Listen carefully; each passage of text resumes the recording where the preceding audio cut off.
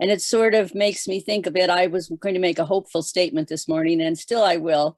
I know it's just barely beginning to be spring. Things are starting to bud, but what I was thinking about was the hopefulness I feel about this moment that we have with resources available from a variety of places to actually make the coalition to end homelessness able to do its work in a way that hasn't been available, either because we weren't as connected as we are now, or because there were not commitments from government agencies and entities to provide both the resources and the policy changes that are needed for us to make progress. So that I am optimistic about, and the fact that we are in a moment when we can be committed as a group to reach out to others who care similarly to us is really important for me personally, and I know it reflects the power and the energy that's part of this group. I want to welcome anyone who's new, and to just mention that if you haven't looked at the webpage for the coalition, there's a wonderful variety of resources there, and you'll find out a lot about the history of this group because of our weekly meetings. It sometimes can feel hard to know how you get involved in this group, and the meetings being described as provider meetings may make you wonder, do I belong? Well, that's just the name the meeting got. And I think about half of us have described ourselves as advocates.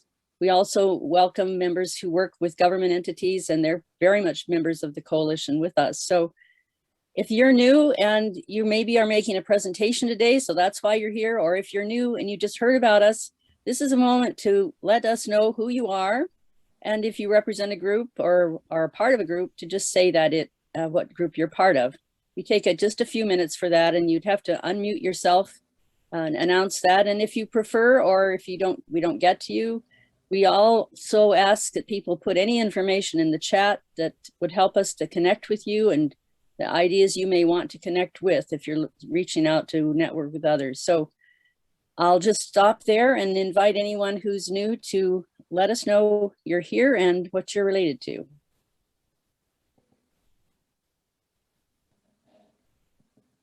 I'm not new, but I've changed positions. I used to attend when I was at coordinated care. My name is Ani King. I am now at Beacon in Pierce County, and I am the community engagement coordinator. I took over for Maria DiPiero, who had left. Wonderful, very much welcome. Thank you.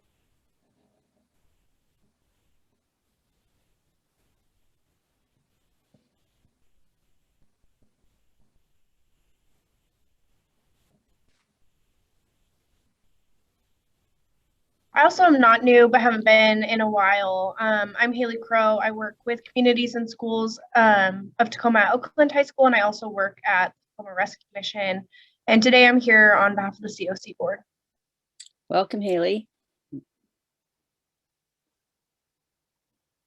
Hi, good morning, everyone. I'm Kari Haugen, Director of Workforce Services with Workforce Central, and I'm also here representing the COC subcommittee, and so glad to see so many familiar faces this morning. Welcome, Carrie.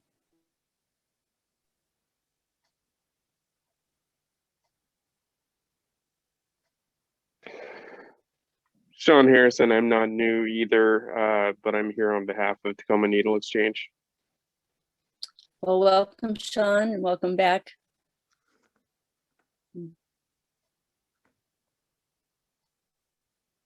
All right, well, be sure to put any information in the chat. If you didn't get a chance to speak now, we'd like to catch up with you and welcome you to any meeting you have the ability to attend. So, Rob. Thank you, Rosemary. So let's shift to talk about what's happening on the streets this week. This section of the meeting is we hold every week just to try to get a sense of what providers, what outreach workers, and what advocates are seeing. And I'm imagining Jeffrey will want to provide an update on 38th and G, but others can speak up as well. So I hand the floor over to Jeffrey to get started. Good morning, everyone. We know that 38th and G is now being cleared out. I talked to the campers yesterday evening and let them know we had a I'd been on the phone for several days looking for a church parking lot. They want to stay together as a group, and there's approximately 14 of them.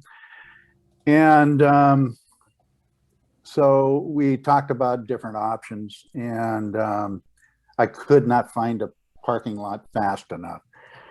Still working on it for later on.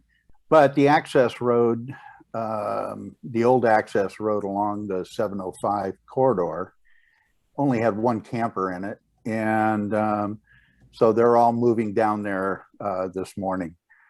The city will be there sweeping today.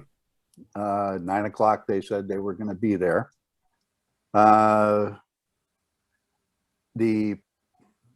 What I had heard from the city about possibly some tiny houses being available, some parking lots available, turned out to be not so. That there were 2 spots maybe available for tents at Salvation Army, or at least at the shelter. And so I'm a little disappointed in that. But everyone has, that encampment is moving in force this morning down to the access road along 705. They were all in pretty good spirits, and hopefully it'll go smoothly today. I'm with grandkids today, so I'm having a great time. Thanks, Jeffrey.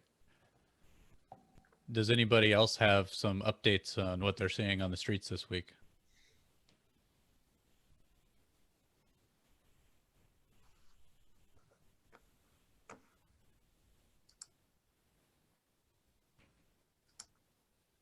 All right, pretty quiet.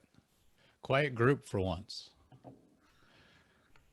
All right, so we will, if there are other updates and you didn't have a chance or didn't want to provide them verbally, please do use the chat for those. And we will move on to our first short presentation.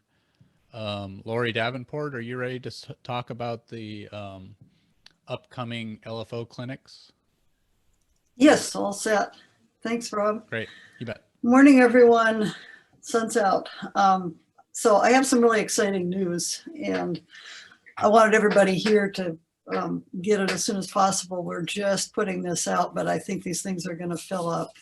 We're doing a legal financial obligations intake day or days. We're partnering with Gerald and the Rise Center, and also Arms Around You, Monarch Consulting, and Northwest Community Bail Fund. And these are the first live clinics we've done in a long time. They're going to happen at the Rise Center. They're going to be, there'll be a space for about 25 people in each clinic. And sign up is via a QR code, which will be in the flyer that I'll put in the chat. If anybody can't get at the QR code, email me and I will send the link. We're going to put the link on our website too. We just don't have it out yet. So when we say LFOs, people say, what are LFOs? I mean, they're not UFOs, but nobody knows what they are. They're actually huge. They're obligations that are pretty much there for anybody who's convicted of a crime. It goes on top of a criminal sentence, and nearly everybody who is convicted has them. If you have money, you just pay them and do whatever else you need to do. If you don't have money, they sit there because they have a high rate of interest. It's actually impossible if you're paying something like $20 a month to even pay off the interest on these, let alone actually get them paid off. They average about $2,500, and it's just more than people can handle. And it's a huge obstacle to keeping people from getting into housing, getting jobs. It's something that just sits there, and it can be taken care of. It can be waived, it can be reduced, it can be you can be put into a position where you can pay it off even if you can't get rid of them completely. It's a simple process. The other really important people we're partnering with for this are Superior Court, District Court, Municipal Court, both the prosecutors and the judges. So if people are eligible to get those things waived, we can put them through fast. And since unfortunately we can't go to court in person right now, people who go through this successfully will just receive an order in the mail So that's it. It's actually a simple process, but takes a while to kind of grease the way for people to get these things taken care of. This has nothing to do with the drug conviction stuff, which is just coming out. We can talk about that later when we kind of know what's happening better. Just briefly, the Supreme Court made a decision which basically says if you have a drug possession conviction, you're eligible to get that off your record. If you're currently incarcerated, you're eligible to have your incarceration reviewed. So it's huge, and there's a link on the county's website to get started taking care of that. That's a separate thing. LFOs are just financial obligations. So I'll put the link in the chat, and I'll put my email in the chat if anybody has any questions. The other thing we want to do very quickly, we also have a program starting up for survivors of domestic violence. Normally it will be in the courthouse. Again, it's not quite happening yet, but we want to have the information out there for people who are running shelters, who are, running into people who need help with family law issues, protection orders, that kind of thing. We want to get those referrals. So if you would like to get some of our business cards, just email me and I will get them to you, because we want to get the word out there about that. So we have many other things going on, but those are the big ones for today. And if you have any questions right now, I can answer them. Lori, did you say you're going to send the link and then we give that link to anybody who might be interested in attending that intake for the LFOs? Yes, and we'll cut it off when we have enough people, and we'll let people know. We'll keep their information for future events. This is not the first time we're going to be doing this. You might know that we did this in end of 2019, around September. We had a huge LFO day with 750 people took care of this. So this is just like the dribbling beginnings, but we have great partners in the Rise Center and our other Hilltop partners. So we're really looking forward to doing more. So yes, I will put that all in the chat. You said most of the time if somebody's convicted of a crime, they actually have an LFO, or it's just a money obligation. How do they know that's on there or not? It would be, I'm not an expert on this, but it happens when you're convicted. It will be part of the order, whatever is issued, telling you what you need to do. Okay. Maybe part of sentencing. I don't know. That's a part of the law. I'm not a lawyer anyway, and I don't know nothing about criminal law. Serena, this is Jenny with Inside Passages. We help our clients look up their criminal histories and their LFOs through the Washington Courts website. Mm-hmm. It's super helpful.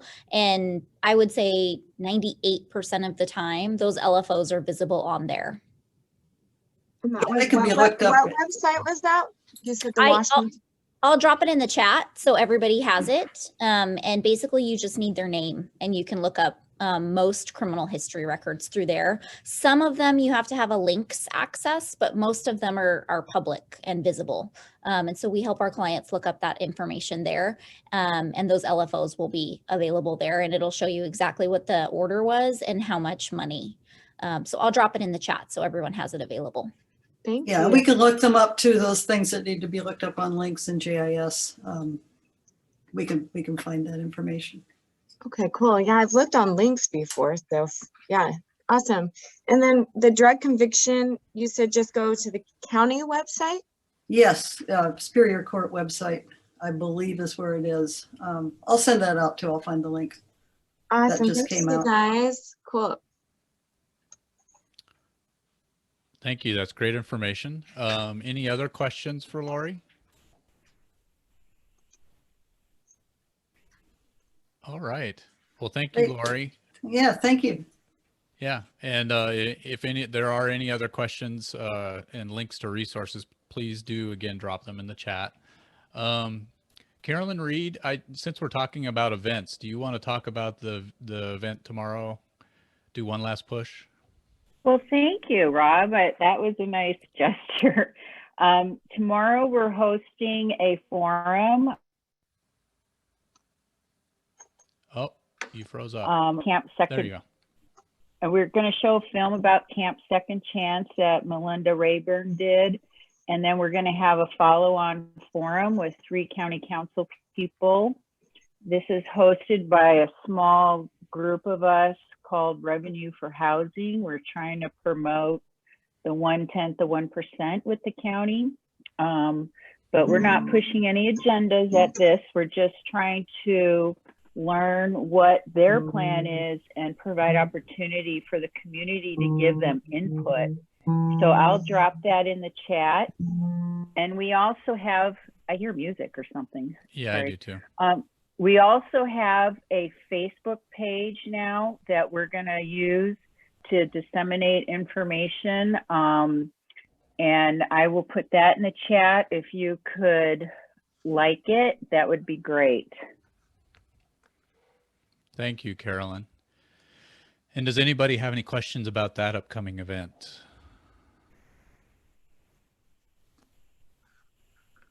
Okay. So our next item on the agenda, and I don't necessarily see Atziri in the meeting yet, but we were going to talk about the idea to create a swap meet style resource fair. Atziri, are you here? And I just don't see your name in the list right now.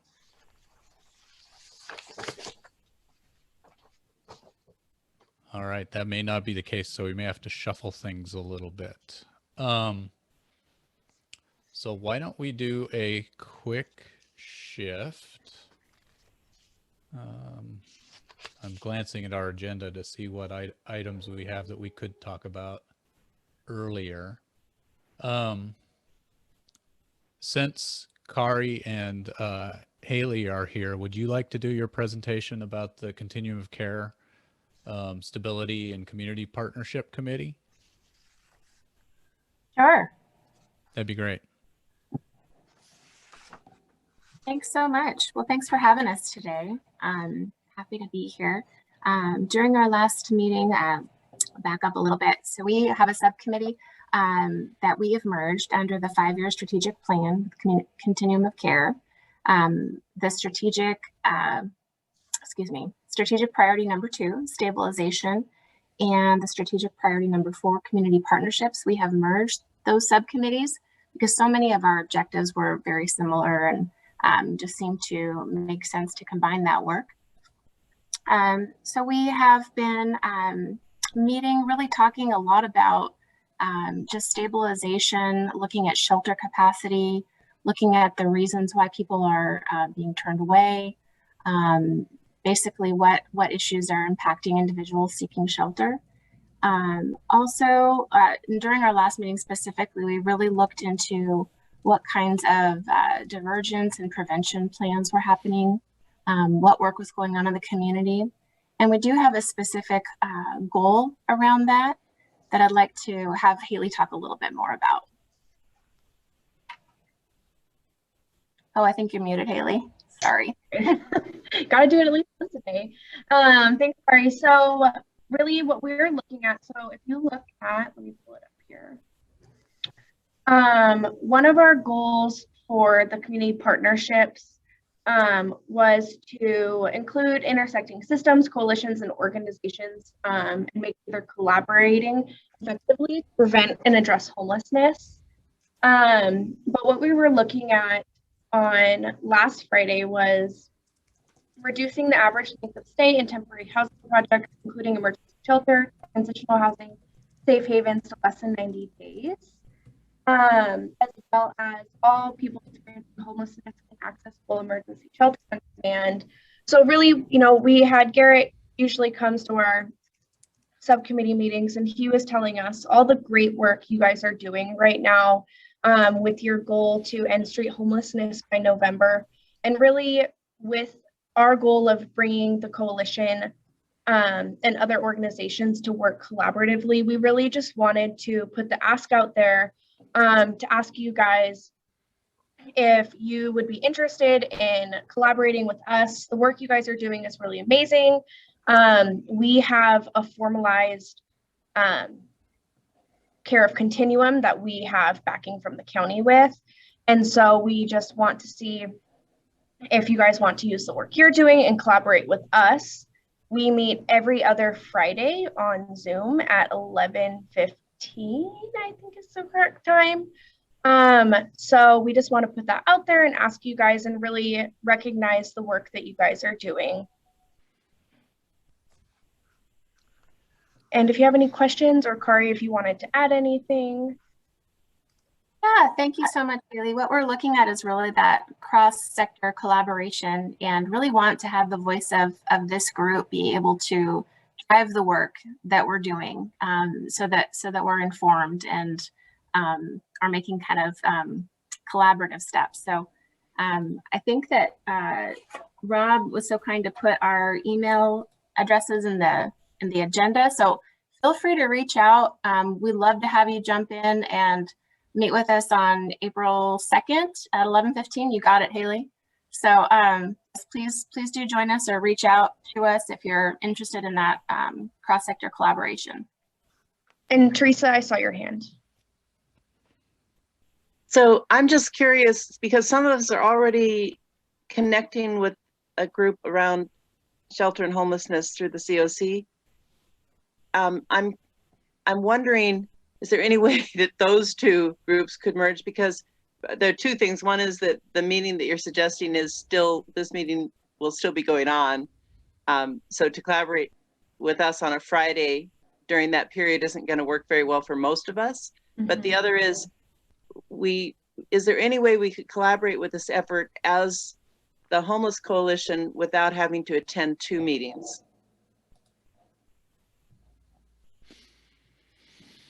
I think so, Teresa. I don't want to limit voice. I think there'd be a way to do that. And maybe we can follow up with you and kind of talk about that, see what that would look like. I know everyone is always in a great deal of meetings. We want to respect that. So maybe there's a way that we can kind of share updates and work together collaboratively without adding on to that. Because it sounds like it makes a lot of sense for us to not duplicate efforts. It makes a lot of sense for us to share information and to work together. I was hoping that we would collaborate with the COC in that other meeting, but yeah, let's talk. Sounds good. Thank you. Maureen, I see you have your hand up as well. So the two things. One of the meeting that Teresa is talking about is the housing subcommittee, which is co-chaired by Amanda DeShazo from her role on the COC. So I think, definitely a conversation about, does your committee want to take the breadth of housing under stabilization? And we've been kind of negotiating the COC's priorities from the 5-year strategic plan with our own. So that's one thing. The other thing is just the coalition itself is going through sort of governance growing pains. And so one of the things that we'll be talking about later this morning, if not this morning, later, is when is somebody an official representative of the coalition, and how does that happen from the coalition's side? So anybody attending a meeting, the open invitation, that's great. But the other question is, are you looking for some sort of official coalition representative, somebody, who can sort of speak for the coalition, which you don't have to answer right now, but just out there. And then lastly, the meeting time itself, it would be up to us to decide what to do. That's our planning for the next week's provider meeting, the 9 o'clock, the meeting we're in right now. So it would eliminate some people who have been involved, I know, like in the housing committee, if they opted for the stabilization committee meeting, couldn't be involved. So anyway, thanks. Thank you, Maureen. I think that's definitely, we meet next Friday. So if we don't have an exact answer about time, that's something I'll definitely bring up to the group, because as a group, last Friday, we all decided that this was something that we wanted to present to you guys. So I I would think that if we could make another time work, the group would be willing to do that. I know James and Garrett are always trying really hard to like hop back into our meeting from this one. So I hear you. I'm writing this down and I will put it on our agenda for next Friday. Great. Awesome. Any other questions? I see Al's hand.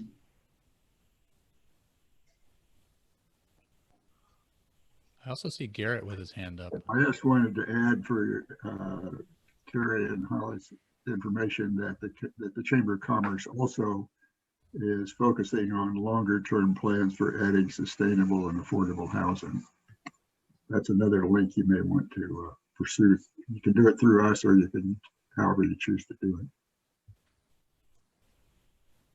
Thanks, Al. Garrett?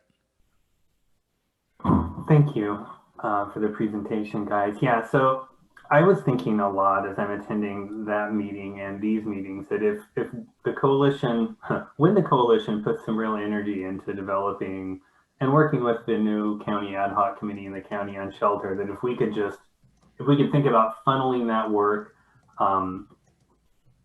into this COC committee, right? So almost a joint committee, but I think under the COC umbrella, we get a lot of benefits for this work. And I think it gets, work that could be happening separately, happening together, that there's a ridiculous amount of value in that. So that's my interest in pushing this, is that we just make sure that if any work on shelter is happening, it all happens in one place, and that the COC committee around this might be that appropriate place for that to happen.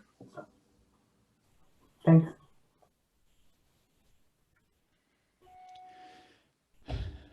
Thank you, Garrett. Any other questions or comments?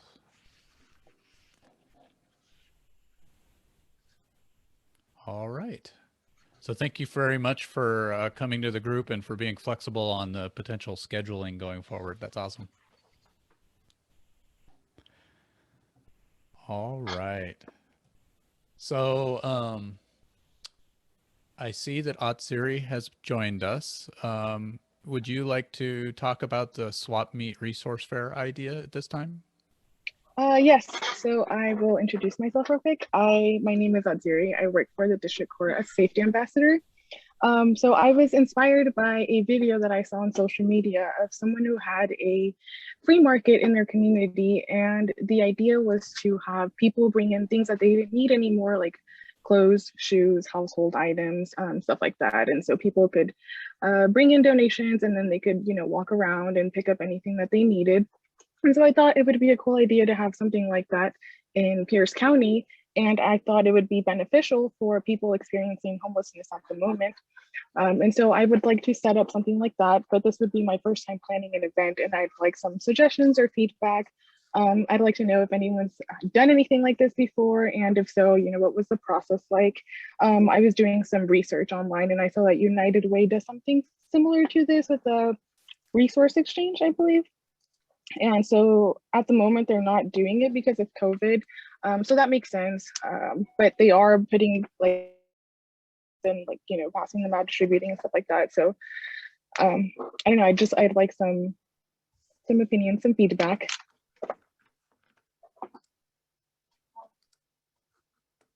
Great. So let's have a free discussion here for a few minutes about this, and so we can exchange some ideas. I see Maureen has her hand up.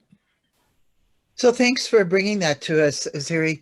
Are you thinking about individuals who will either bring something or receive something? Because if so, the mutual self-help groups via their Facebook, so their social media postings, not just Facebook, are doing that in some parts of Tacoma and maybe in other parts of the county that I just don't follow, but Well, I was hoping that it could be a community event, but I just thought it would be community-wide, most beneficial. Yeah. Yeah. Okay. So Pierce County Human Services contracts with us at Associated Ministries to do resource fairs, which we haven't been able to do during COVID, but hope to resume later in 2021.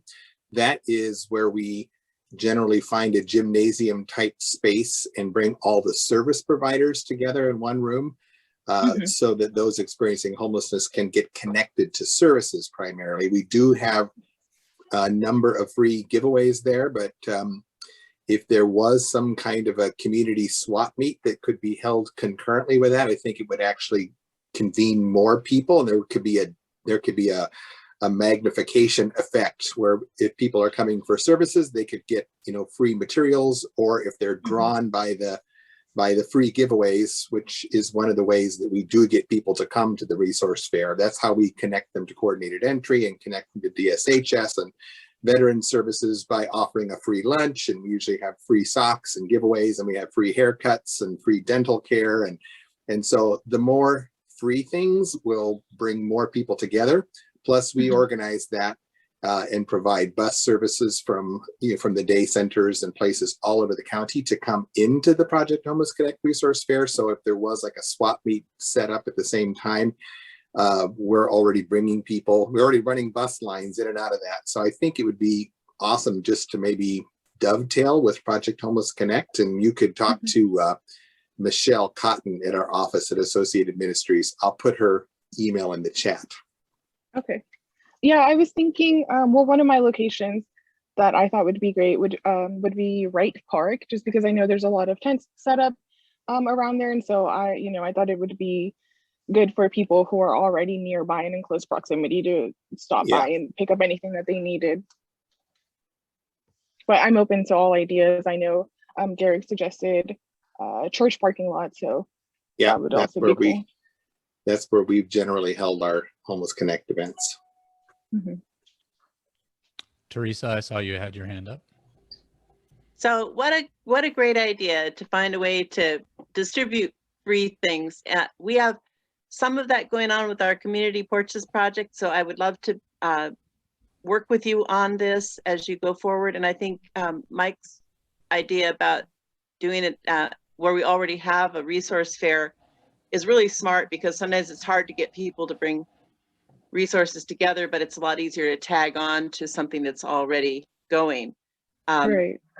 The other thing I'd say is, in terms of Wright Park, there's something at least to consider as you do that. The communities around encampments can be sort of sensitive to a lot of new physical things being brought into a space. So I would just suggest that if you do that, you really talk with the people bringing things about the size of the things they bring, and kind of perishable more likely than non-perishable, or things that people absolutely need, like sleeping bags and so forth. So instead of things that could end up like becoming another problem between the community and the campers.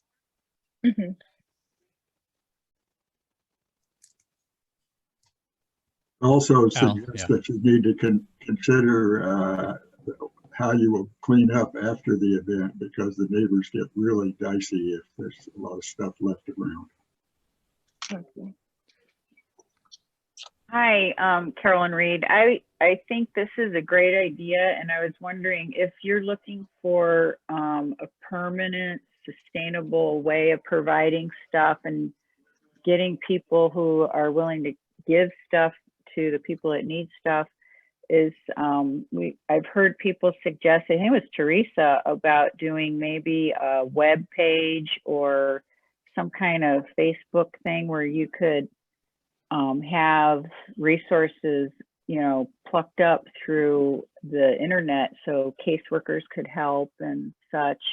I know for myself, my mother just passed away, and I have a lot of stuff, and it'd be great to make that available, to people that need it. Yeah, I'm hoping. Well, ideally, I'm hoping that this can become maybe like a once a month kind of thing, so that people have access to things that they need more often. And so, but it all just depends on how this works out and the amount of people that show up and how many people bring in donations and stuff. I've mentioned before, sorry, Jennifer Ammons, Northwest Justice. I've mentioned before on the listserv that I'm a member of a Buy Nothing group, which we have a lot of, and they're very active here in the Tacoma community. And so I've suggested that workers post those requests on the Buy Nothing groups and maybe browse them a little bit more. So I don't know if it would be possible. They're typically aimed at a particular neighborhood. I don't know if it would be possible maybe to create one for homeless service providers, or if that would be useful. But I know that works really well during the pandemic because people do a lot of porch pickups. I see.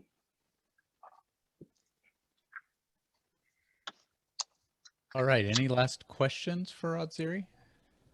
Well, I was just going to add that, you know, a web-based program would make it easier with the logistics of storing and moving stuff unnecessarily, because then you go right direct delivery to who needs it.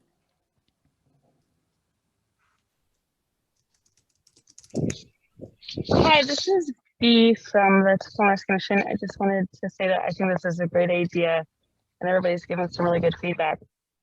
I think for just working with people, a lot of times they don't have, you know, money to pay their phone bills, so then they're not able to get on the internet. So I think like a physical space could be really helpful for those people who aren't connected to Facebook pages and stuff like that. And then it would also be great to be able to take, like if it's a once a month thing, we could, you know, take advantage of people and instead of trying to get individuals connected, or it might have more engagement if we could take a bunch of families at one time or something like that. Yeah, I think that would be a good idea too.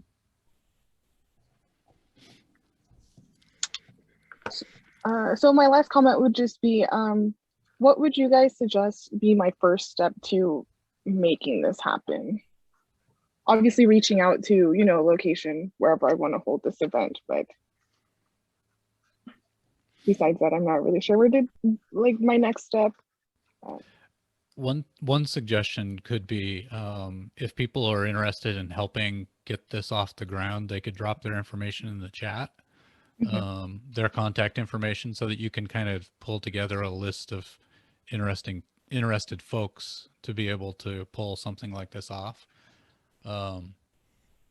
So that'd be one suggestion. Another suggestion, once if you do get a bunch of providers, I know one of the things that Associated Ministries has done really well with the Homeless Connect meetings is making sure to partner with other organizations that can provide transportation. I know that I've drove with clients for Homeless Connect, because if you have a big resource fair, but there's no transportation for folks to get there, it's just like one of those little things. But I know Associated Ministries does a really good job of trying to do that. Okay.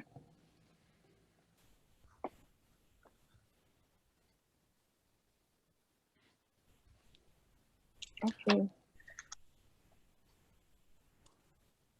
Anybody else with some ideas? I mean, so this is James Pogan. Last week we shared that our agency, our homeless outreach team, does do sort of on-site at large encampment resource navigation and support, and we partner with other professional agencies to join us. We could look at something like that. We do have the information on the pchomeless.org website. You can go there, click resources, and when you get to the resource page, one of the buttons says, I think we called it mobile clinic, even though I've encouraged my team not to use the word clinic. But either way, it is more of a mobile resource fair, and you can see which encampments that we've determined are the ones that meet our criteria of like accessibility, size, willingness, things like that. And or there's a section to request an encampment to be added to our mobile clinic. This could be a way that we bring little pockets. I wouldn't suggest the whole, you know, farmers market style vibe to go into an encampment, but we could look at ways that we could collect some either items or people who want to get the information out there or the resources out there on top of the kind of social work type stuff that we bring. And I can put my email in the message or in the chat if you want to brainstorm directly. Yes, thank you.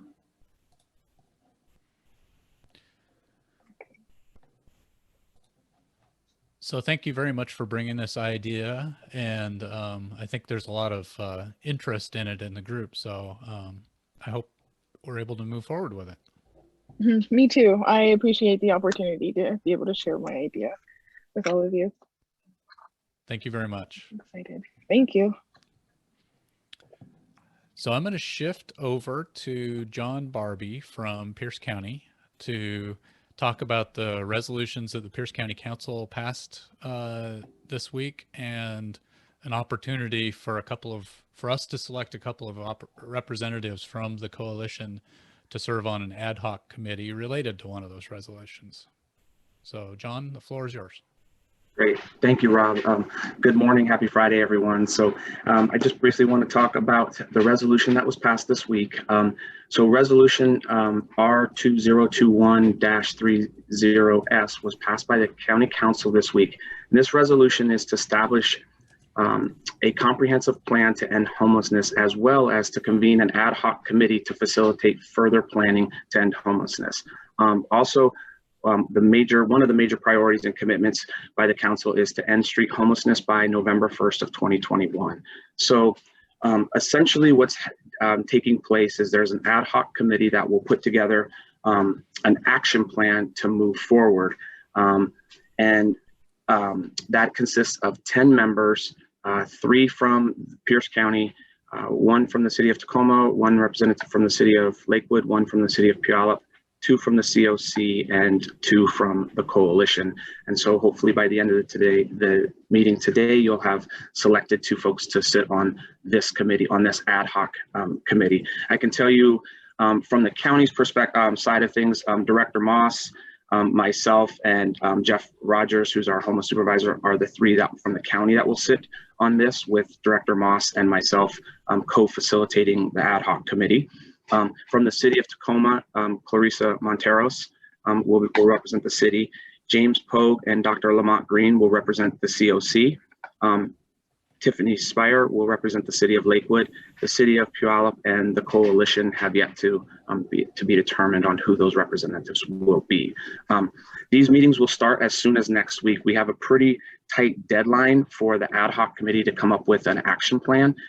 We have 1 month to present it to the council on what the action plan will look like, and then the next phase there'll be a committee of some sort that will be determined by this action committee of what the comprehensive plan will look like. And the council has given us 6 months to write, or less, up to 6 months, to write a comprehensive plan to essentially end homelessness, and again, ending street homelessness by November 1st of 2021. So in summary, what it looks like is there's really 3 stages to this process. There is an action plan that's developed by the ad hoc committee. There's a comprehensive plan that will address homelessness and further planning to end homelessness. And then the 3rd stage would be the implementation of this.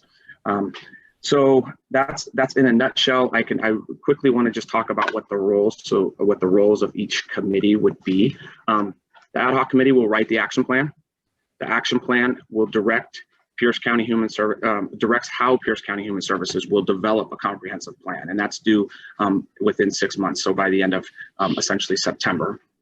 And then there's a comprehensive plan, and the comprehensive plan lays out the plan for county officials to consider, adopt, and fund. So those are essentially the 3 stages. The commitment is going to be pretty intense. I think it's starting next week, we'll have our first ad hoc committee work plan meeting. It's 2 hours. We haven't picked time because we just don't know all the committee members yet. But essentially we're looking at 2 to 3 hours per week for the next 4 weeks to get this action plan, work plan submitted and completed. The scope of work in the action plan will be defined in the action plan. Things also in the action plan that we need to consider are what are the goals, what are definition and guiding principles, people's groups, who we need to have in this public engagement forums, goals, and what that process also would look like. And then also, obviously, some type of timeline. And then finally, also, what resources are needing. Is this funding, coordination, meeting supports, those types of things, staffing, etc. So this is all part of things that could be considered into our action plan that this ad hoc group will be working with. So now questions. I know that has everyone's mind spinning, and it's an exciting time, great opportunity. So we look forward to this convening next week. Great. So I raised my own hand, so I guess I'll ask a question. So the action plan is going to guide the comprehensive plan. Is there going to be, how's the action plan going to address the that goal to end street homelessness by November 1st? And will there be work that takes place? What I'm curious about is if work in this defined in the action plan will take place while the comprehensive plan is still being worked on.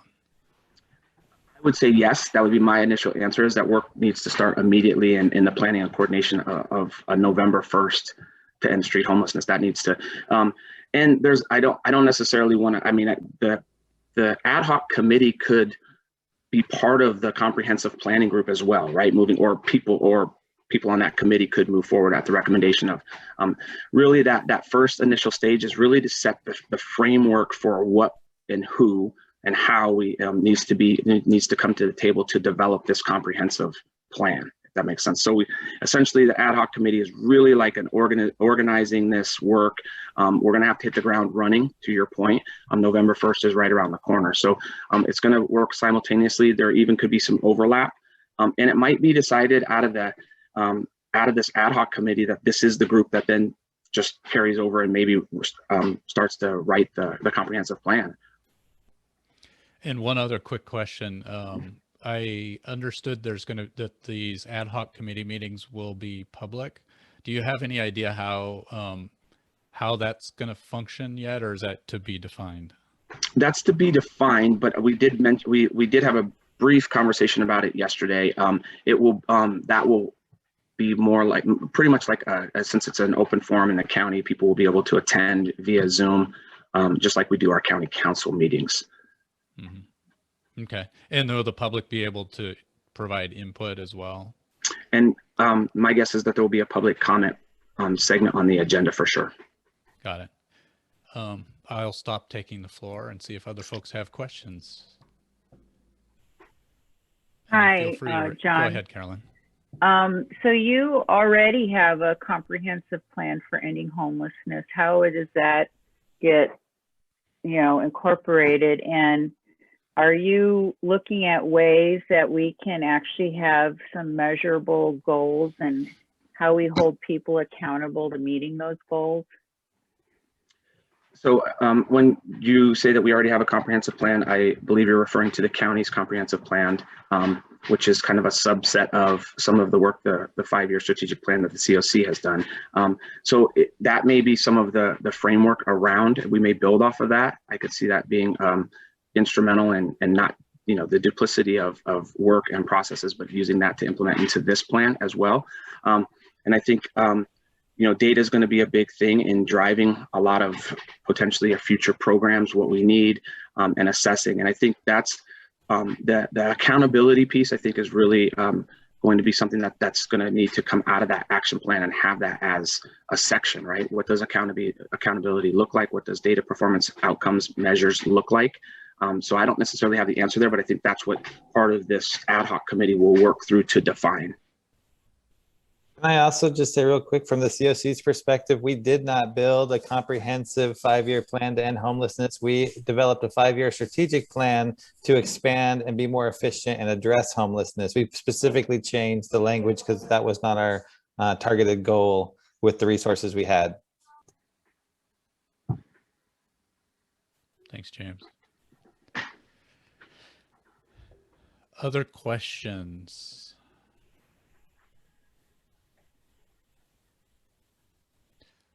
So John, any further words for us? So I think what we're going to do now is we're going to shift over and try to determine who the coalition's representatives will be.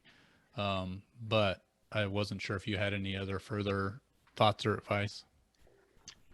No, you know, I think, again, looking at this ad hoc committee as this is going to be just building the framework, and there needs to be a lot more representation from the community, from our agencies, from our providers. It needs to really be robust, but we needed a starting point, and the council felt like having this type of ad hoc committee, right, can kind of get us headed in the right direction with some type of framework and structure around that. So I look forward to the 2 nominees and the selections that this group has to add to our team. So great. I do see Haley asked a question that that it'd be good to address. And that was there language about the representatives needing to have lived experience? Yes, there is. There is language around that. I do believe we have one person, doesn't mean we can't have another, right? But we do have one on the committee that does have lived experience. So, but that was mentioned as well in the resolution. I didn't mention it here because we've filled that, but definitely I would prioritize folks with lived experience. Jeffrey, you have a question? And you're muted right now. Yes, John. You haven't mentioned faith communities. Are you intending on putting faith communities as part of this plan, or just leaving us to our own volition? Well, no, I believe that that's part of the community process and segment of it. So I don't think any group has been excluded or even included at this point. That's for this group to definitely take into consideration about who needs to be at the table, what key players. And so definitely noted on your point there. We're not anywhere at all in developing who needs to be at the table per se. I think all the above. I think we need representation from both looking geographically throughout the county, who needs to be at the table, to key players, whether it's faith-based communities, whether it's current providers that are doing some of this work, people with lived experience. I think we need the whole spectrum to be present. And again, I will save some of that for the ad hoc committee to determine who needs to be there. Thank you. So maybe time for one more question before we move on to talking about nominees, which is already happening in the chat. So any last question? I've got a question, Rob. Yeah, go ahead, Sherry. Sorry, I'm eating as well. So whatever plan that comes to fruition is going to need substantial funding. I know funding was mentioned earlier. Is there a plan for the county to address that? How are we going to bring more funds in? Good question. I think that the timing couldn't be better because we know we have the American Rescue Plan funds coming. We have not been awarded them yet as a county. So there are potential fundings, and there's also, again, this is going to be something that I think one of the large section of the action plan needs to include resources needed, right, which would include the funding piece of that. So I think we're in position the county is in position to support that with dollars that we do have coming from stimulus dollars. Also, when we get to the comprehensive plan, what does that really look like? I don't even know what the timeline would look like for that. Is that a 3-year plan? Is that a 5-year plan? And so I think, again, the resource piece is going to be really, really huge. But yes, to answer your initial question, yes, there are funds available to put towards both the November 1st deadline, which is the ending street homelessness, and then also to put into the comprehensive plan. Great, good to know. Thank you. Mm-hmm. And I did see one question in there. There's a couple of questions in the chat. Yeah. Yes. So equity from the county's perspective, both geographic equity and racial equity are priorities, and they've been priorities for the county over the last 2 years. And so we have some representation on our committee already that will be looking. We're going to look at things through that equity lens. That will be part of a huge a component of that piece. So thank you, John. I think we will shift and move on to selecting folks. And right up front, I think I'm going to be asking for a little bit of people's patience with this process. What we are going to do is Garrett has created a simple poll that we will use to put the names of nominees there, and we will do we'll make this very democratic, and we will vote as a group on who the 2 representatives should be. So I saw that we've had a couple of folks' names get popped into the chat for being potential members of the representatives for the ad hoc committee.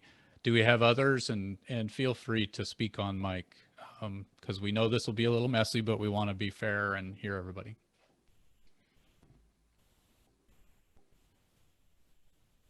Maureen. And you're muted right now. So I try and behave.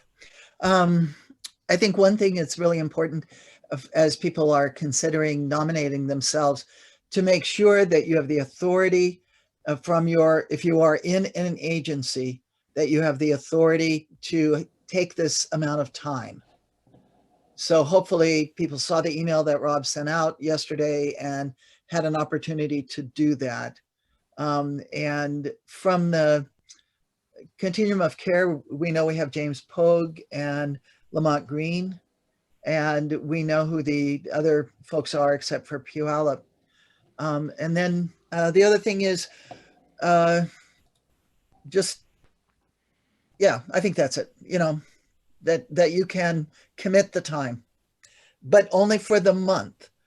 And if the committee decides, as John had suggested, that the entire ad hoc committee should continue for the next 6 months after that, then that's a different decision, I think, that needs to be made. But for the next month, can you commit the time? And thank you, Maureen, for mentioning that particular criteria. We did list in the email that I sent out to the list a couple of days ago 4 different criteria that we thought would be useful for selecting a representative from the coalition. And I'll go over those real quickly. Maureen hit on one about having the permission and ability to commit the time if you're working for an organization in this space. Another is that you're engaged with the coalition. So you're not brand new to the coalition, but that you have a working relationship with coalition participants, ideally. And also that you have the ability to publicly support coalition positions. So those were the criteria that were in the email that I sent out on, I guess that was Wednesday night, that hopefully folks were able to see. Rosemary, I see your hand up. Yes, I just wanted also to say that in our discussion on Wednesday about this, we were thinking of the commitment of time maybe would lead us to think of having a variety of people who might be able to serve in this role. And so one of the things we thought was rather than recommend that the county do a different kind of approach to this demanding time schedule, that people who are willing to serve might be willing to be alternates when someone who is the chosen person isn't able to be there. So I'd like, if people are interested in doing this but don't think they have all the time, that if you're willing to consider it, that we could perhaps have people attend who are able to on an alternate basis. Thank you, Rosemary. So let's start considering some names. I so far have seen Garrett be nominated, and Garrett, I think, has let us know he's interested in being a representative. I'll just chime in that this is something I care a lot about, that I was part of making it happen. And also that I am the whitest, most privileged person in the room typically. And so I've kind of got that going against me. So I put out the goods and the bads there. So I'm excited that this work is going to happen. And that's my nomination speech. Thank you, Garrett. I see Maureen's hand up as well. You're muted again. I'm muted. I got it. Thank you. John, are you okay with us having alternates, sort of official alternates? So if somebody can't be at the meeting, the coalition still has full representation. I guess if that's what you select, I'd prefer for just, I mean, I think for continuity and consistency, right? I think it would make the most sense just if we could get 2 people who could commit. I'm going to guess it's going to be 10 to 12, no more than 12 probably hours for the next, and from now until the end of April or the last week of April. So I do like the point about the capacity of folks. Maybe if there is one alternate, that might be an option. I also want to be respectful that this potentially, we're not necessarily meeting in person, so we can be really flexible. We've also built in that maybe our meeting times need to be in the evening to accommodate people's, work-life balance, so to speak. So I think there's a lot of flexibility. Yeah. So my recommendation would be to stick to 2. If you needed to have an alternate, and I think that would be okay. Thank you, Teresa, John. I see you had a question. Just to say this, that when we were talking about that alternate thing, it was when we were thinking that there were going to be 6 months. So I think that you're talking about something very different here with that 1-month plan. Perhaps if you do decide to keep it going for 6 months, that would be the time to put this other piece in, which does give us some continuity as a coalition instead of just an individual. Hope that made sense. That did. I first part of what you said there. But I caught the last part. So for the ad hoc committee having the 2 people, but as we move forward with the plan, potentially having a larger, robust group. Is that? Did I hear that right? Got a thumbs up. So other names that I've seen be mentioned, Courtney Chandler was nominated by Mike Yoder. Courtney, would you like to say a word? Yeah, hi. So I'm Courtney Chandler. I am newer to the coalition. I didn't know that was one of the requirements, but I am dedicated to ending homelessness and to this work, and I have lived experience as well in homelessness. I am a woman of color, so I think I can add a great perspective to the committee, and I would love to be a part of this process. And if it is that you want people who have been on the committee for longer, I completely understand that, but I think that my voice is very powerful and that I can add a lot to this. And if not in the ad hoc committee, I definitely would love to be part of the longer committee. So, yeah. Thank you very much, Courtney. And I see a number of folks have also mentioned Maureen Howard as a potential nominee. So, yeah, go ahead, Maureen. Okay, thank you. My personal preference is to be the alternate for the 2 people who are selected, because I'm trying to go after as much of the rescue plan money as is humanly possible. And that's where I'd like to put us energy. I'll commit to attending the meetings virtually, reading the materials, but that would be my own preference. And I thank you. Thank you, Maureen. And I see Garrett has nominated Haley Crow. Haley, would you like to say a word? Yeah, thanks, Garrett.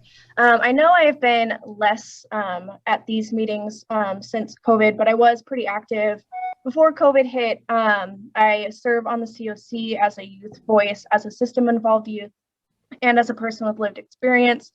I work at the Tacoma Rescue Mission, and I run their street outreach program. And I also work with communities and schools at Oakland, where 25% of our students are homeless. So I'm pretty involved, although I know I have been less involved specifically with this committee over the last couple of months. I do have a good relationship with a lot of the people here. So thanks for the nomination.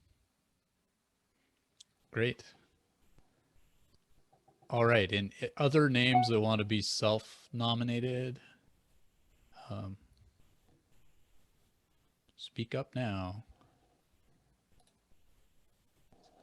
I had one more, Rob. Okay. Paula Anderson is not able to make it because they're in the process of moving one of their trailers right now. Paula works for New Hope in Puyallup and has years and years of experience with homelessness in rural areas and in East Pierce County and Puyallup particularly, and is also interested in serving. So I would like to put her name in the mix, and she would like her name to be put in the mix. So I'd like to add that as well. Great. And Mike, I know before the meeting you were talking about an interest in being a representative as well. Yeah, I'd like to be a part of that team. You got a lot of high caliber people putting nominations in here. It looks good. I would love to do it. Like I said, I retired and now I got spare time. So as far as time is concerned, I have it. Just got done with a couple of things in Tacoma and been doing homelessness for I think 18 years, working with Paula as well. So I'd throw my name in there. Thanks, Mike. And I see, Maureen, that you have your hand raised.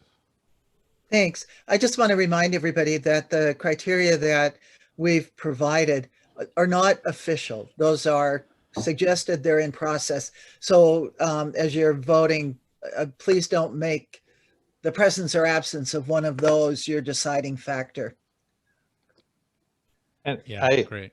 I also wrote in the chat that 2 people need to be the representatives of the coalition at the ad hoc committee meeting, but they are open to the public, and I would encourage everyone to attend. And then maybe the coalition needs to add to either this agenda or to our Wednesday meeting agenda, steering committee, to try to solicit the feedback of those that are interested, that are attending, that are participating, but weren't selected. So the voice doesn't have to be limited to just the 2 representatives.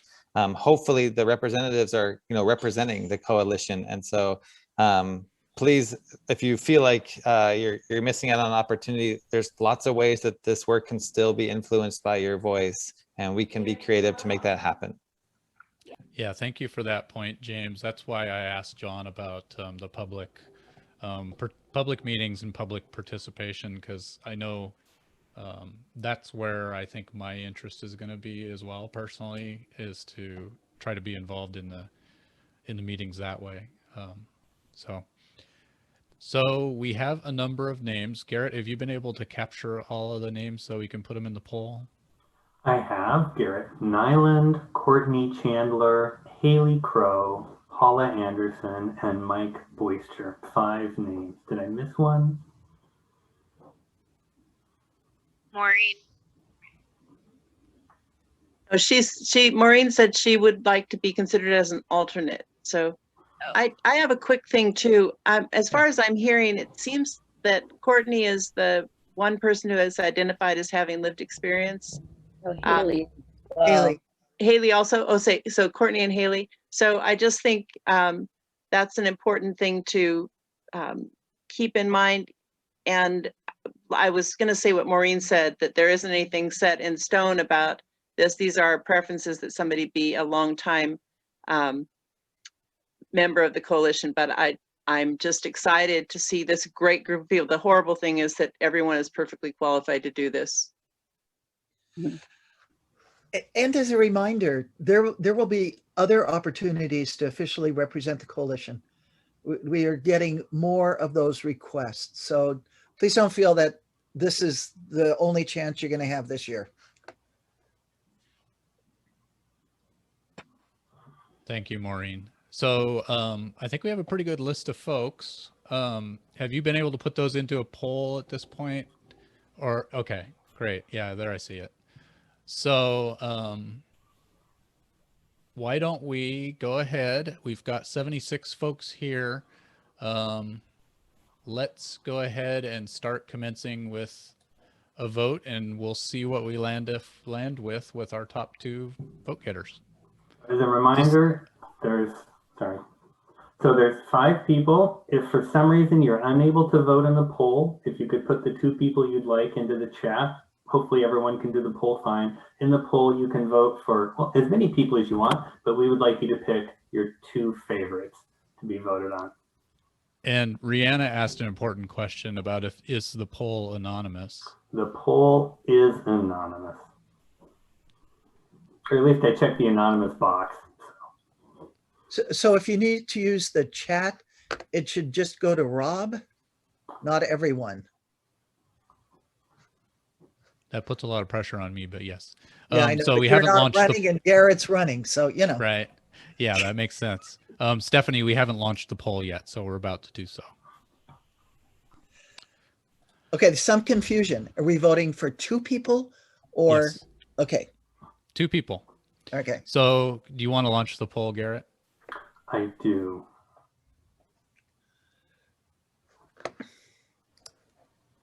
Oh man, I can't vote. Yeah, I can't either, so. But you know, when I play cards, usually when I keep score, I win. So not saying anything about this team winning and losing. You can put your votes to In Rob. the chat to Rob. Rob. Yep. Yep.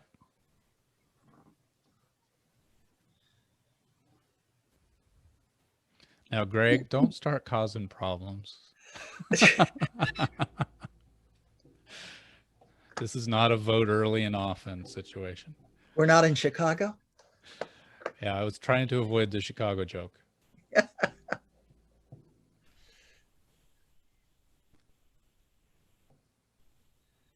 We'll give this just a little bit more time. We've got 57 folks who have participated so far, 58. So still some folks voting.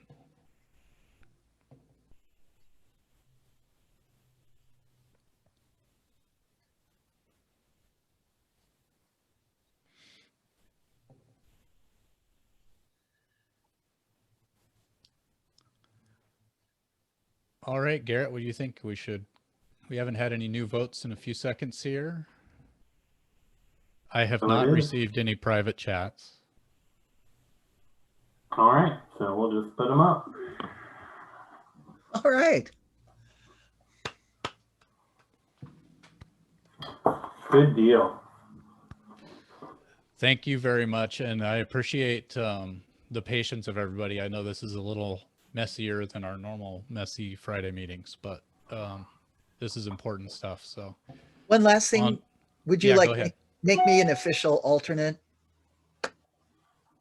And I'll back these 2. I have a question. How, well, thank you, but also how do we get the information about the meetings and stuff? Do I need to send my email to somebody or, oh, never mind, I just got it. Thanks, John. Okay. I will respond to John. Thank you. It's going to go out to the entire listserv, folks. We're going to be totally transparent about our role in this. And I think it's fair to say that for the next few weeks, we will be reporting out on this item at every Friday's meeting as well, just so that we can move forward with that. And I see we've got the quick poll about making Maureen an alternate. We could do this more complicated, or we could do it this way. If you want a more robust process, just we can stop this and get going. But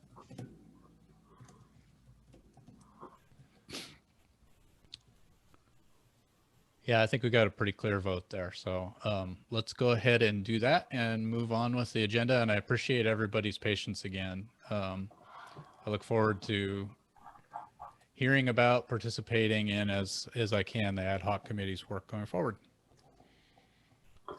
I'd just like to close it out. So again, our role is to represent the coalition. So we need to be getting information from all of you, and we need to be bringing it there and representing all of your needs and taking the information from there and bringing it back to you. And the larger process will certainly involve more of us. And so we're going to have lots of opportunities to be heavily involved in all of the details of this. And I'm excited that this is going forward, and I will do my best. And I need to hear from you when we're not doing what you or your agency or you feel is appropriate. So we are there with I think a big responsibility. So thank you. Thanks, Garrett. So we're going to shift gears and do some small group breakouts. I invite Tegan from the city of Tacoma to come forward and talk to us about what she wanted to ask the breakout groups to consider this week to help inform the city's homelessness plan. Hey, good morning, everyone. It's good to see everybody. I got my peeps going. Very spring and festive. So I'm excited about today's conversation. So today we're going to talk about sheltering. So to ground us a little bit in it, I want to talk about shelter period. So shelter is an intervention that provides short-term residence for individuals and families experiencing homelessness. The city currently invests in 3 different types of sheltering in the city's borders. And so the first one is permanent shelter. So we consider a permanent shelter long-standing permanent shelters in the community. We also have emergency shelters, and those are considered shelters that operate under our emergency declaration for public health and safety. Our third one is our temporary shelters, and those are shelters that operate under our temporary sheltering ordinance. That's often a lot of the faith-based shelters that we have in the community. And I think what's also important to highlight is there's a lot of different models of shelter. Currently, because of COVID, we have them all operating 24 hours, 7 days a week, which is really important. But in the past, there's been different models of that, different ways that we do it. Sometimes, like with the stability side, that's an emergency shelter. The way that that's operated has been under the tent. There's the units there. We have the Lehigh temporary micro shelters as well. So we've got a lot of different models that are happening. One thing that I think is important to notice and take mindfulness of is our performance. What is success for a shelter? What do we want to be getting out of it? So currently under our contracts, we have a few performance measures, and those are usually, they pertain to exiting individuals into housing. So whether you get them obtained or they retain housing, they maintain it. And then also we've got some additional successes for unaccompanied minors. So those are ones that are exited into a safe placement, which can include family reunification, foster care, or group homes. So we know we've got a variety of populations that are special and unique that enter shelter, and they all have different needs. Another thing I want to highlight is the racial disparities in homelessness. When we were looking at the Spark report, I think every single one applies to the shelter work. I think the 2 that I want to highlight though is housing. So people of color have the unavailability of safe and affordable housing options, present both risks of homelessness and barriers to permanent exiting. Also, economic mobility is another issue I want to highlight. So that's a lack of economic capital within social networks that precipitates homelessness for many people of color. So we know that persons of color experience disproportionate rates in the homeless system at large. And so I think that's important to think about as what kind of interventions or supports are in shelters for those individuals to get them into secure and safe housing. So the guidance for this one, obviously there's a lot of legislation around emergency shelters. One I definitely want to highlight, and what's interesting about the legislation is a lot of it is by state, and there is some that are federal. The federal one that I want to highlight is the McKinney-Vento Homeless Act, and that's to ensure each child that's homeless or a homeless youth will have access to education. So there's a lot of state things, there's some federal ones. And so when we think about shelter should be a short stop for anyone experiencing homelessness. And the goal is to use shelter as a stabilization mechanism on their way to housing. So if that's the goal, is it's a short stop to get them there. It's not a permanent place to stay. These are the things I kind of want to think about as we're building out, like, how do we invest and prioritize what we're doing in these shelters? So I have 3 questions, and of course I'll put them in the chat. So one is, what shelter models work best? Like I said, we've got 3 going. There's a variety of models. There's more than we're even using. The second question is, what services are needed in shelter? And then what services that are there should be enhanced? So I think that's the part, if you're in shelter, how do we get you into that safe and stable housing next? So those are my 3 questions. Like I said, I will put them in the chat, and I'm excited to hear everyone's feedback and ideas. Welcome back, everyone. I presume that was not enough time. So I can imagine that there's going to be some pretty interesting information to share in the chat. I urge everybody who was in a room taking notes to do that. But if you did have ideas that came up that you didn't get a chance to discuss in your room, do feel free to include those in the chat. I do apologize for the short time, but these meetings lately have been quite packed. So appreciate everybody's understanding. So let's shift and pivot over to government updates. And we will start with updates from Pierce County. I saw Jeff Rogers on the call. Jeff, would you like to give us an update? Sure. Valerie is out today, so I'll give an update for the county. Our rental assistance program, as you know, is up and running. We have made one change this year that we're working on, which is up until now, we've been prohibited from paying future rents, even though we can pay up to 12 months of rent. So we've been given the green light this week to allow providers to pay future rents. So that's great news. We could review the need from households and pay up to 3 months, do reassessments every 3 months, and pay rents every 90 days versus every 30 days. So that's a good thing. And the second thing I'll share is that we are in the process of preparing to release a funding opportunity soon for our what we call landlord liaison program. If you're not familiar with the landlord liaison program, it's currently a program being operated through Associated Ministries. And the goal of the landlord liaison program is to engage, recruit, and create partnerships with landlords and property management companies in Pierce County to provide access to rental housing for the folks who utilize our programs. We typically put out new funding opportunities for these ongoing standard programs about every 4 to 5 years. It's been 4 years since we last put it out. And we're excited for this one to put it out because it's a collaboration with the Tacoma Housing Authority. So it's in partnership with them.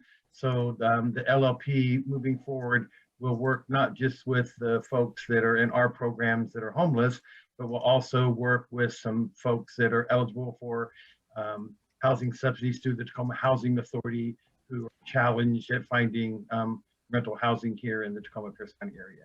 So it's a new venture, working with them.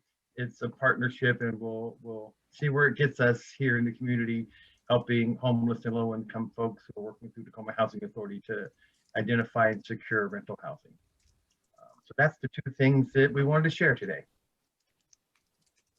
Thank you, Jeff. Anybody have follow-up questions for Jeff? I do. Go ahead, Maureen. Jeff, glad to hear about the forward rent. Now, what about, and I'm assuming that people who are homeless and have a lease will come in under that forward rent part. Not at this time. This is only for at-risk persons who are currently under a lease. So if it's a homeless person who is literally homeless, has found housing, and is looking for assistance, they would still be expected to go through our standard processes through coordinated entry and work through that process. So the rental assistance program is only for those housed with a lease that's not a brand new lease in their name, to help them with back rents and rent moving forward. And to qualify for that program, they have to be in arrears currently. Under the rescue plan, the homeless folks will be eligible. So we'll just keep putting this on the table for the county to consider. We understand. Yes, we clearly understand. Good. Thank you. All right. Any other questions before we move on to the health department? All right, not seeing any right now. So Rihanna from the Tacoma Pierce County Health Department, do you have updates for us this week? I have a few small updates. Good morning, everybody. Let's see. We are. I'm working with Jenny Sheppy in the vaccine area of the health department to start getting some shelters on the calendar, and so we are actively doing that right now. Jenny will be here next Friday, I believe, to give like a high level kind of share about that. So that's where that is.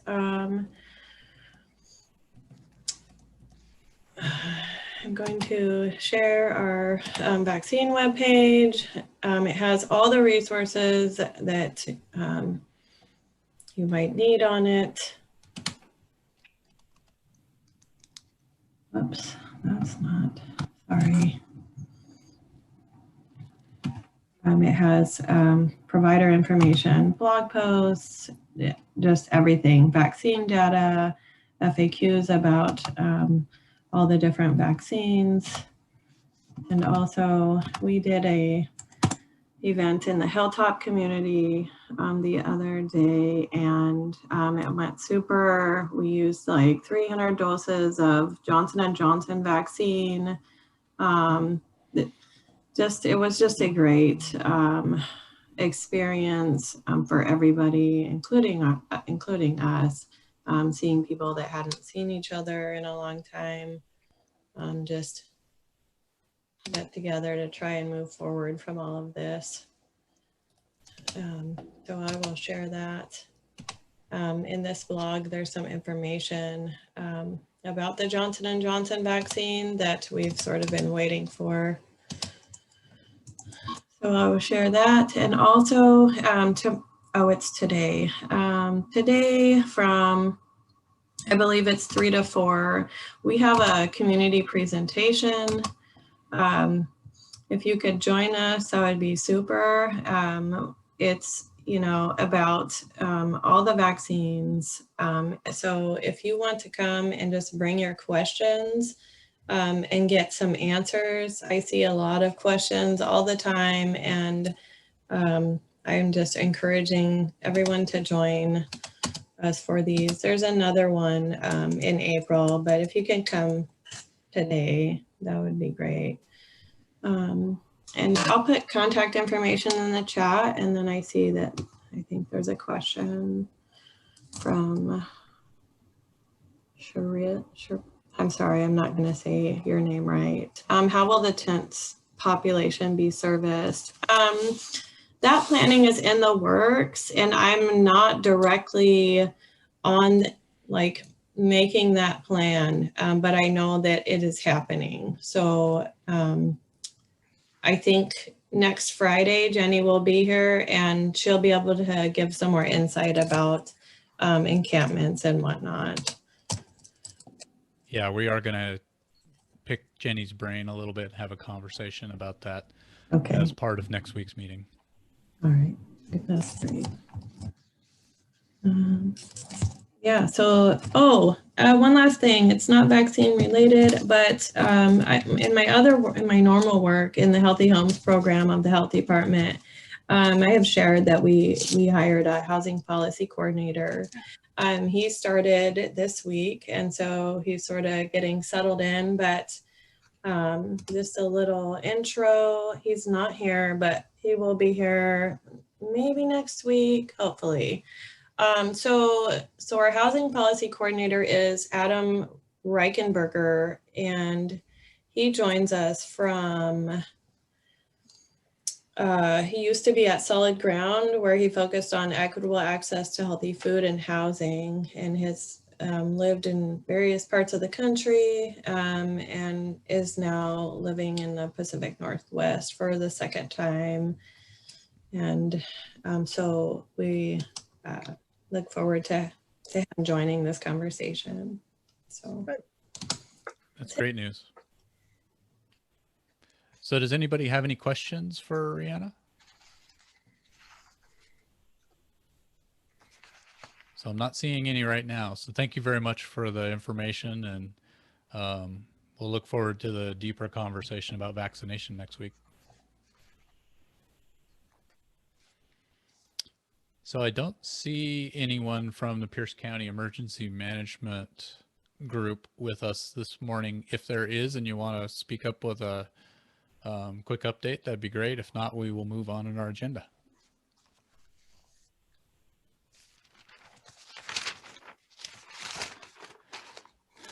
All right, so we've shuffled our agenda around a little bit if anybody's following. I think what we will do next is shift over to Maureen to hear about the coalition priorities for the American Rescue Plan Act spending.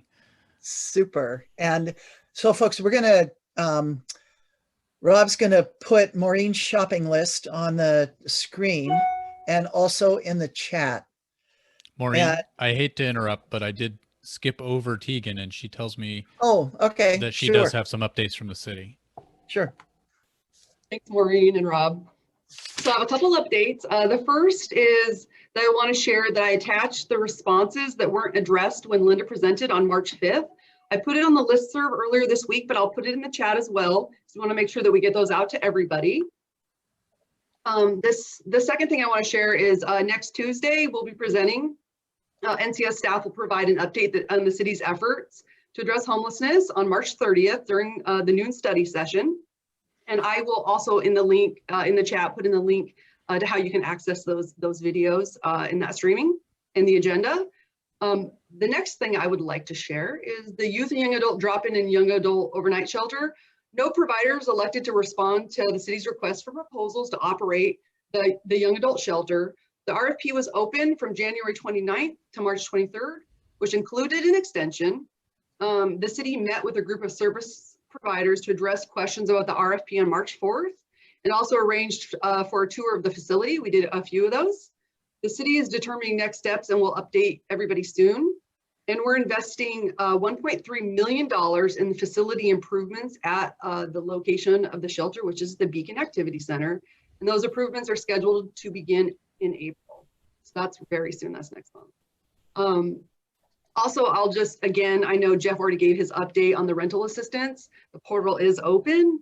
Residents may find more information at the Pierce County, Washington.gov 712, it's such the, I'll just put it in the chat again. The program provides up to 12 months of assistance dating back to March 2020. And I think those were my big ones. I went a little fast because I want to get back to Maureen. Thanks, Tegan, and sorry for skipping over you there. All right, so Maureen, back to this.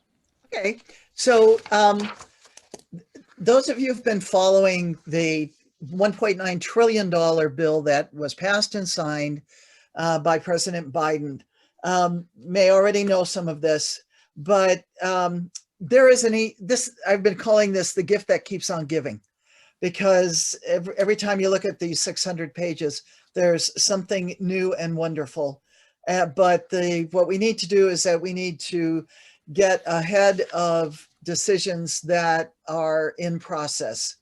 So Rob's going to put our draft up of priorities that the coalition might look at, and he's going to drop it in the chat as well.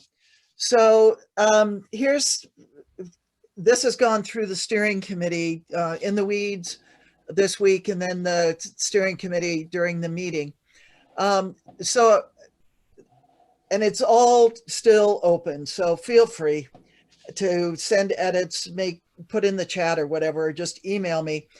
So it seems to me there are two things we want to do. This is money we are never going to see again. Pierce County, out of the state and local relief, the state of Washington will get about $4 billion, as in boy.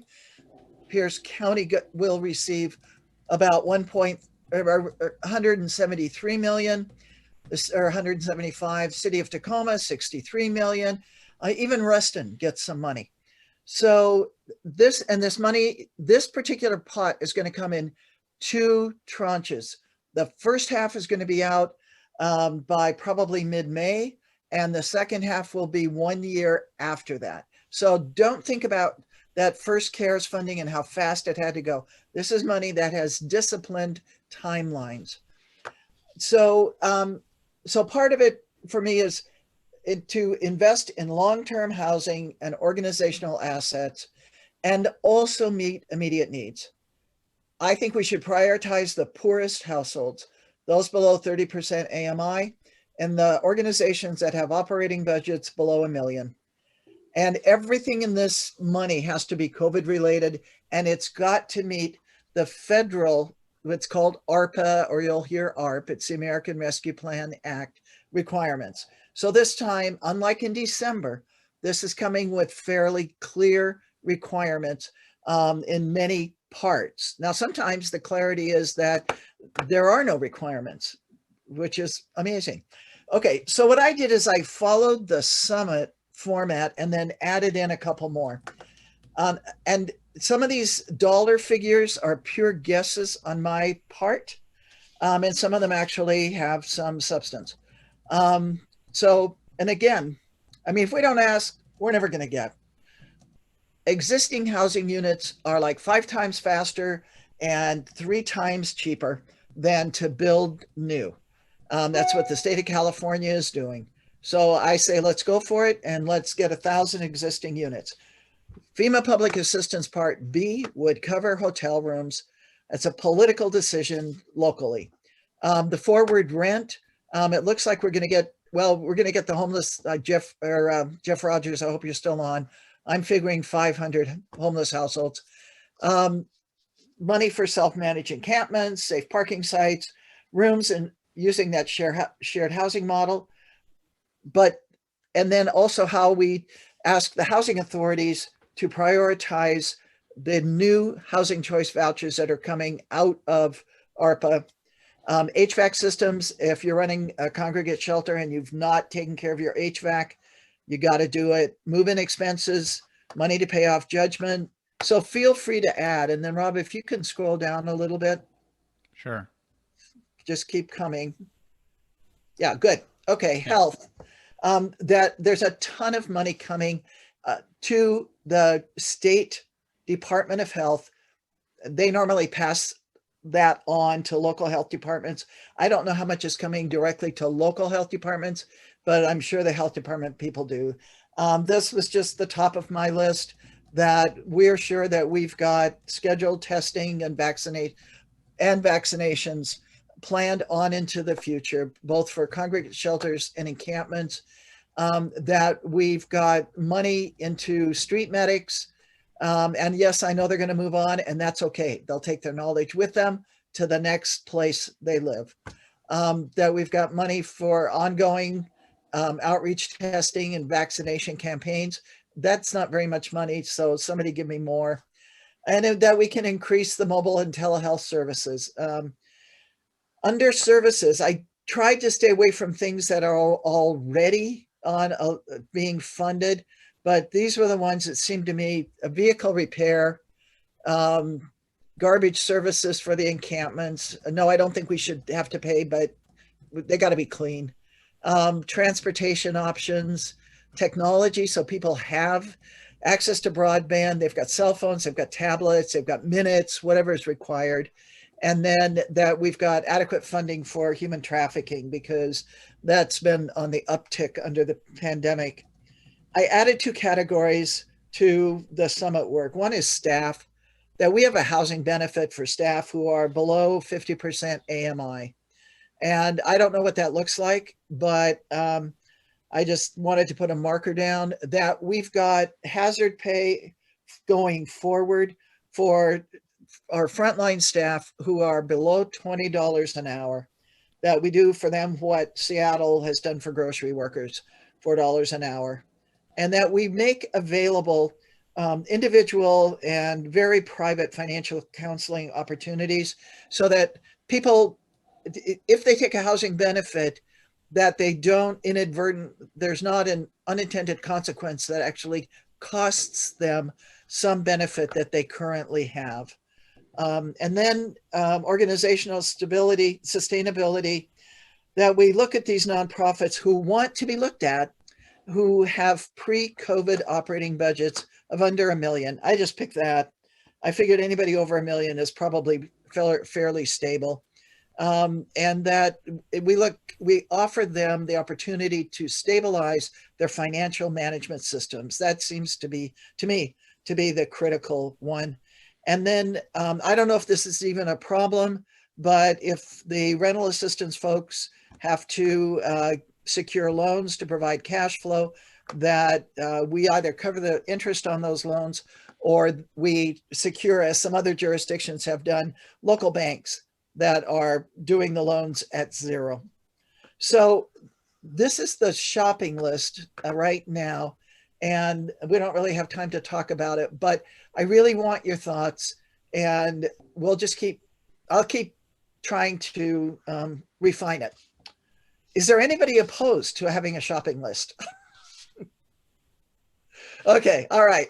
So just help me. Okay, now quickly, a national campaign has started around rental housing, and I'm just going to put that out on the listserv. It's coming from the National Low Income Housing Coalition. In terms of the state of Washington, it is budget week. We're still waiting for the Senate operating budget to drop. I've got a comparison chart of the key elements that affect housing and homelessness. If you want that, let me know. In terms of the county, in addition to everything we've done in this meeting, I think we should be thinking of friendly jurisdictions where we believe that the jurisdiction would be willing to have a safe sanctioned encampment or safe parking or tiny houses or something. They all get this pot of money directly. I didn't even talk about the money that's set aside in ARPA for housing and homelessness. That's a different part.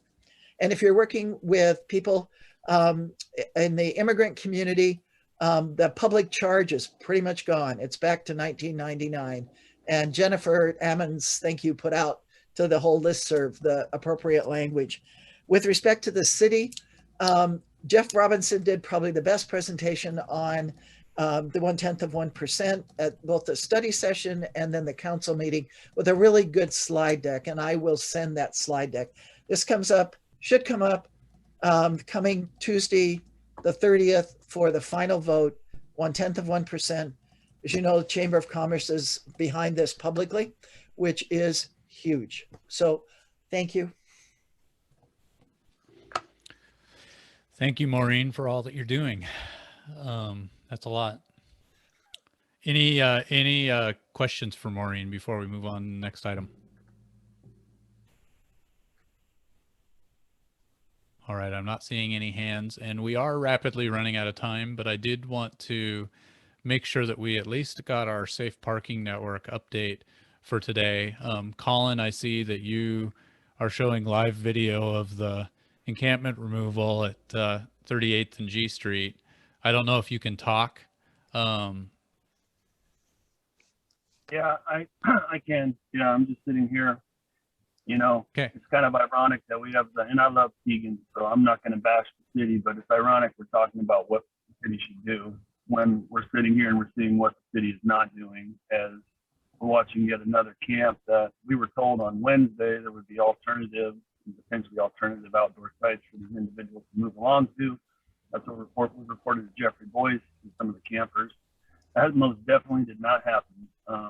If you drive down 38th Street towards Pacific and basically any direction, looks like a bomb went off and there's people just dragging whatever they can in shopping carts. No city presence here outside of and there may have been earlier in the morning, but it's pretty disappointing to see this just happening again. It's most definitely a sweep, call it what you want it, but it most definitely is. So this kind of preoccupies me. As far as safe camping goes, or safe parking, good updates. TUUC had their community meeting yesterday. Nothing came of that, no negativity. Cindy and her colleagues went out and talked to a lot of the neighbors, some of the businesses about that. So that is moving forward. The portable toilets are going to get dropped next week. They're setting up their hand washing station this weekend and laying gravel to where the portable toilet's going to go. So my guess is they will be opening up in, if not the end of next week, the following. So we have another site coming on, which is super exciting.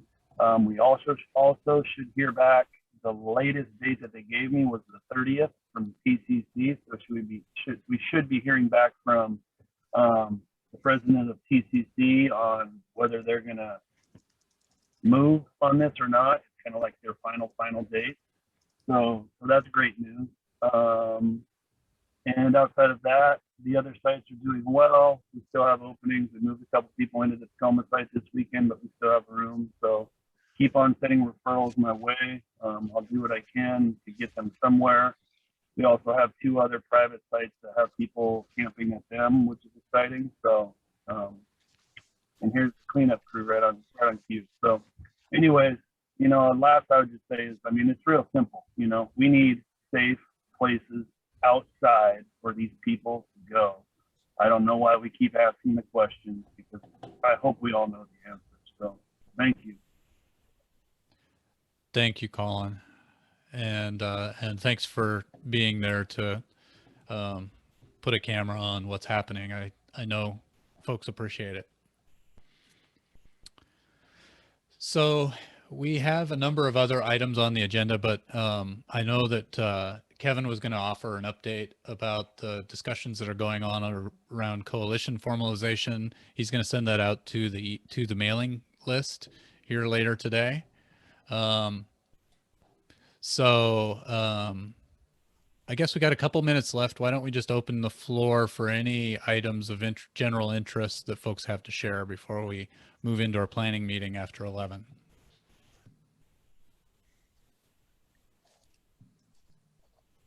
Does anybody have anything?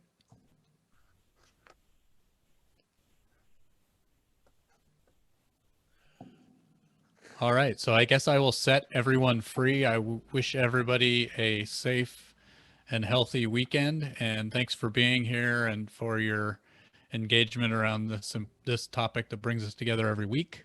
We will have a small group of us doing planning work here for the next few minutes after this meeting. So if you want to help with that, please stay on.